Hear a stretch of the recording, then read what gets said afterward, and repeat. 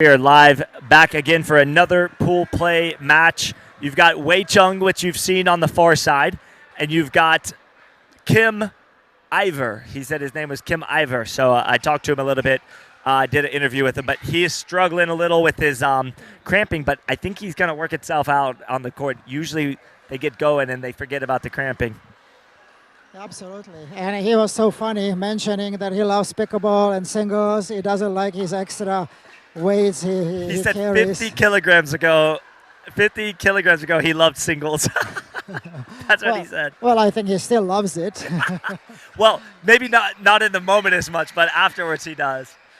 Yeah. But honestly, I can honestly say this. For a bigger guy, he moves very well. Yes. He moves very well. And But you can see he's already starting to cramp. Any movement is going to be tough for him. Like jumping or quick movements is going to be tough. yeah. Oh, look at that. The passing shots are on point. Or drives in this case, that drive is so flat, it's just fantastic. Yeah, it dips over that net and just fades away from the opponent. Beautiful. I honestly would not be surprised to see Kim Ivor take this one. I think it's going to be very competitive. I actually think it'll come down to a close score at the end. But it's going to depend on his passing shots. Right. I think that his weakness is on his backhand passing shots. It doesn't have that flick as his forehand, and he's popping up a little bit too much ball on backhand. But hey, he's awesome. So what do we have here now? Like maybe 4-0, Scott? I believe it's either 2-0 or 4-0. Let's see. Mm-hmm. Actually, he's an odd score, so it's got to be 3. Yeah. Again, another nice forehand roll. So if I'm Wei Cheng right now, I'm going, hey, every time I hit to his forehand, he passes me on the shot. So I'd be finding his backhand real quick. Exactly. It's kind of amazing to me that these players in the moment, they don't see it so easily. Right. I see it because I'm over here sitting down watching. But if it's me, I'm going to go, hold on, timeout. Yeah. What's causing me all the issues? Kim's forehand. So I'm going to take that ball and get every ball to the left side of Kim's body. Well, the problem is that if he's going to go to the left, Kim is going to be camping on his left side. That's true. So he'll probably slide over. Yeah. But, again, that opens up some opportunity then for him to go back to the right. Exactly. But if you just hit every ball to the right, he's going to set up camp over there, and he's going to burn you every time. Exactly. So the variety of the game is important. And recognizing these things in the moment. That's the biggest thing that I see is sometimes the players don't recognize the strategy that they need to impose during the actual match. Yes. But it's awesome that we can again see the representative of Filipinos pickleball. Absolutely. I'm very impressed with the Philippine crew. They are excellent athletes, very smart players, and I'm excited to see him in doubles too. He said he was looking forward to doubles. Oh, yes. Mainly because he's probably not going to cramp in doubles like he does in singles. And he plays doubles with Leander, who is an awesome player. Very good player. I've seen him play. He's very good. Oh, what a flick. Nice. That is a very nice backhand flick right there. It goes up and back down. So on Saturday, we will have a team competition, right? We will have teams from India, Indonesia, Philippines, Taiwan, Singapore. And I think the Philippine team is something which we really need to look. We can call them a dark horse, maybe. Could be, yeah, very well. Because nobody really knows them, That's right.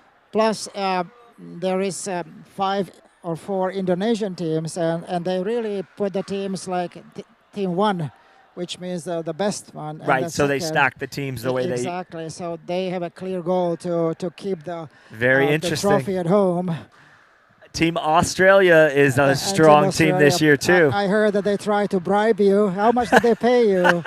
Lots and lots of Aussie money. Aussie money, which doesn't mean much. Which is no good in America, basically. But no, I might be joining that crew. We'll see how it unfolds. Maybe, maybe not. But I am excited about the team event. I think that's going to be the highlight of the tournament. Of course, we love singles, we love doubles, we love mixed doubles. But there's something very special about the team event. Oh, yeah. It's similar to like a MLP in the States. You've got more at play than just yourself. Yeah, yeah. You're playing for a bigger goal, a bigger team picture. Yeah. I mean, you probably know that in Pickleball Global, we were doing team events already 4 years ago when MLP wasn't even. They didn't even have an existence. Yeah. So ever since we are trying to do the team events, you remember, right? Yes. You were actually with two. I was involved in all those early. That was probably 2017 or 18. Yep. That was going on. So yeah, Jan David's been doing the team events for a while, and I always enjoy that. Yeah, and you were always very good, you know. Always. I remember the first time we were interviewing the players. We interviewed both winners and losers. Those who lost. Non-winners. Not winners. Partly losers. We have to be so politically correct. Yeah, I'm tired of that. I do actually like interviewing the non-winners sometimes. Yeah. Because it's good to hear their perspective. And honestly, that was part of the deal when we were talking, because in 2017, you know, there was no pros, and we already were interviewing the players, and we told them, hey, maybe one day we will be pros, and you will have to say something even when you lose. You know, not like maybe Serena Williams. Who basically gets a little bit of their sour face. You know, you always need to give credit to your opponents, not about speaking that you played bad. Yes. And I think that's very important. It is. And I've noticed that high-level tennis, for the most part, the Djokovic, Nadal, Federer, they speak very highly of their opponent first and foremost before they ever say anything about their own game. They always compliment the other, and I think that's just a respectful thing that they do. Exactly. I always loved it, and I think that it just shows or gives you the opportunity to grow as a person. You know, integrity. You know, looking. Obviously, when you lose, you're very upset and maybe even angry. You know, but you need to control those feelings. Yeah, right? it's called maturity. Learning to be mature. What is that moments. maturity? When does it usually come? So we're looking at this match here, and Kim so far has been able to be the one in charge of the points. However, Wei Chung is figuring out now that Kim likes his forehand cross court. Yeah. So we're going to see if that plays a role here, because Wei Chung is actually adjusting to that. He chose the right way to do that. See, he's not there yet, but he's getting to that point where he's seeing good it. Coverage but the shots are so good from Kim Iver. Yeah. I mean, my goodness. Yeah, Kim can play hard. Kim can play soft.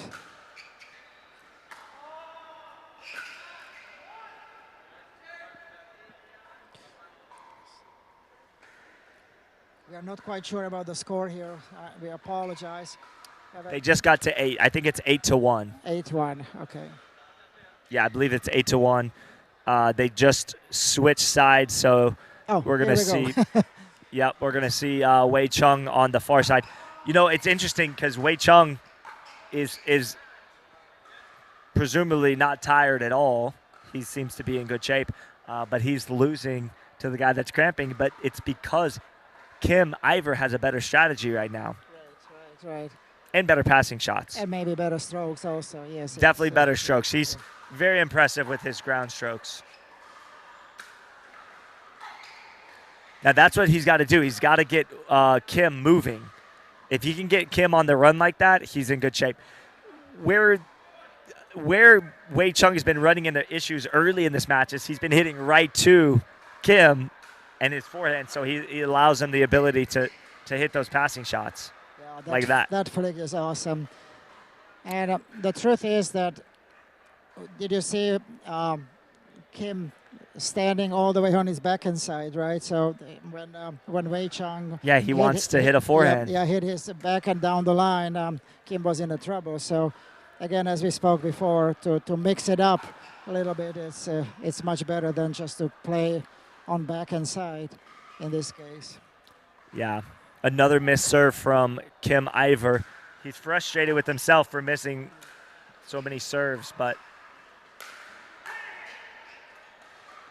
Yep, he was there, but he got he a little was bit definitely there. little too overexcited, maybe. He definitely wanted to return that one a little quicker than he should have. So we have 3-8 here. Yeah, 3-8. So a little bit of mini run here for Wei Chung. No. That's a beautiful shot. Well, it all started with a beautiful return. Yes, Slice, deep, low. and the third shot from Wei Chung stayed up a little too high, giving Kim that ability to slice that backhand soft into the kitchen. Exactly.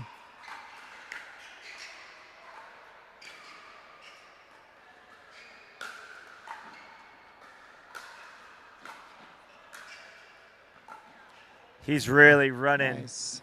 Kim Iver around the court right now. This is a battle of will right now. You know, Kim wants to hit one good ground stroke and be done with the point.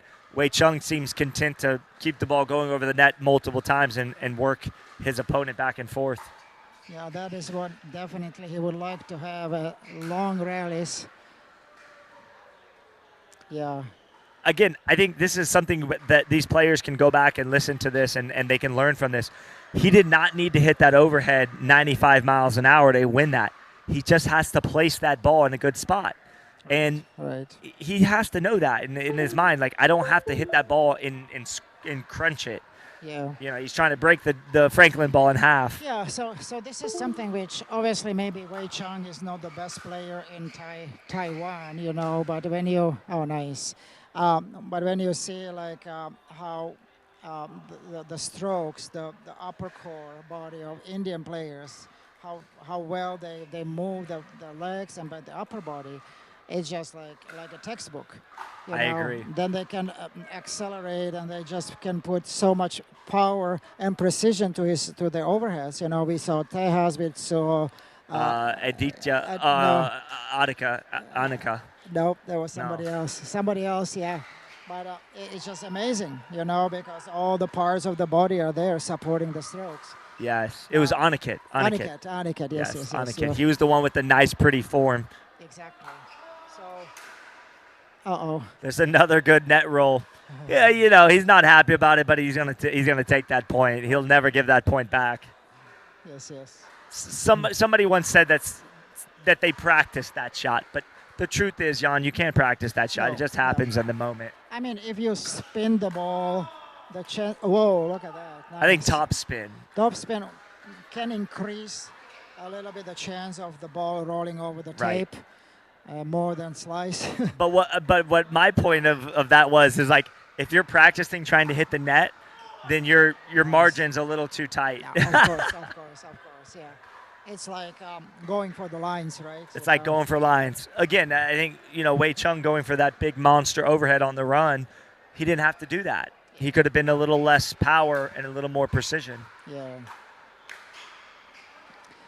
Well, as we all know, like from tennis, you know, when my kids were practicing tennis, you know, the coaches say, like, never go for lines. Go maybe like 10 centimeters inside of the line, because if you miss the target, you're still inside of the court. Absolutely. That's so good from Kim Iver. He just has beautiful ground strokes from the baseline. And he's a beautiful person. You know, very easy to talk to. Yeah, very funny guy, too. He said during the interview that he was done with singles and he was ready for doubles. Obviously joking. He's playing very well right now. And so that's an example of what I was referring to. Is Wei Chung on that last overhead, he just tapped the ball and put it away. He didn't try to overhit it. And I think he's learning on the fly. You know, he missed that massive overhead that looked good. Yep. But it's 10 feet out, and then that time he barely touched it, and it went in. Yeah. And the same thing happened on the other side now. There you go. He overhit that. Yeah. But that, I think, is, again, from fatigue. He's a little bit fatigued, and that's the reason he's missing shots like that, is he's just tired. Yeah, exactly. So now it's 5-11 here.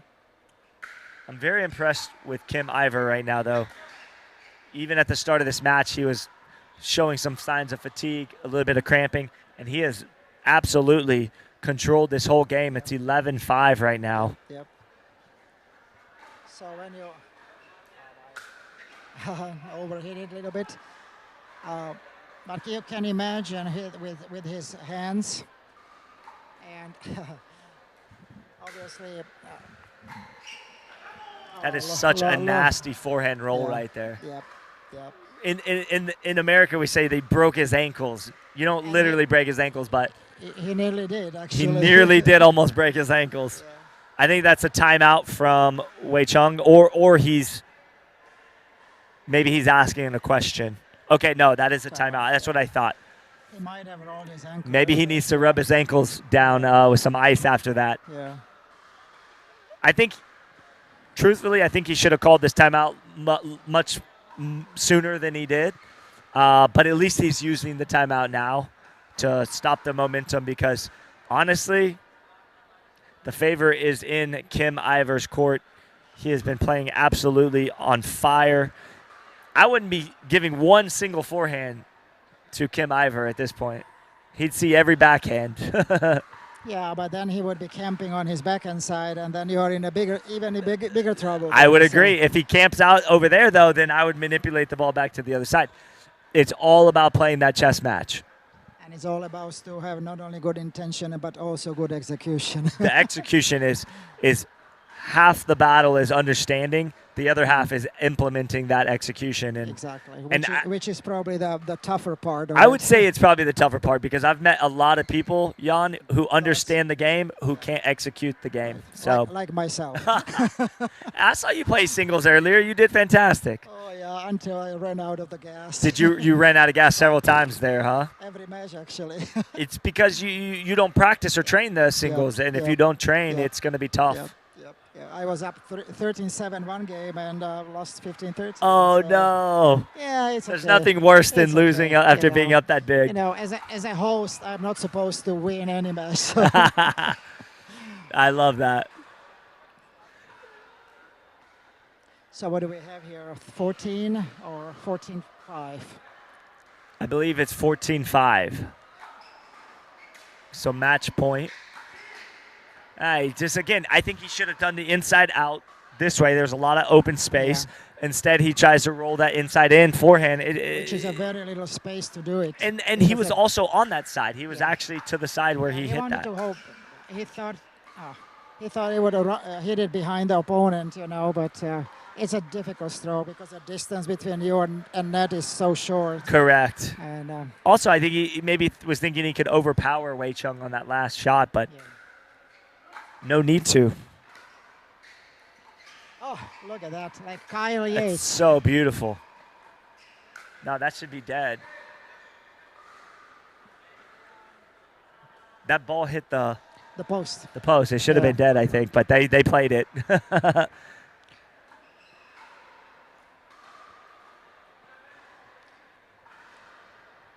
So we'll have a lot of exciting matches still tonight. We'll have semifinals of the ladies and finals of the ladies. We will probably have some of the Australians, your friends, playing, and definitely some of the Indian girls like Snehal Patil. Yes, Patil. She's a wonder girl, She is unbelievable on the court. All right, there's a timeout from Kim Iver. We're going to take a quick break as well. We're going to come back in just a minute after this break that these guys are going to get.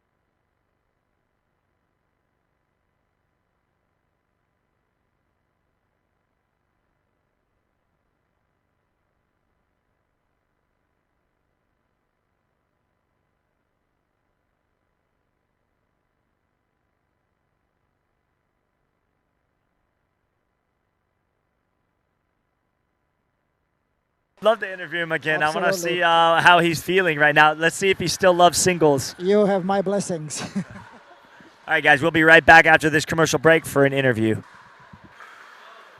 All right, guys, this is Scott Golden back again with this time the winner of that match, Kim Ivor. Kim, you are really playing well right now, but you're still cramping, I assume. Yeah, I'm trying to finish the match as soon as I can, because I'm trying to hit hard as I can because I'm cramping all over my body.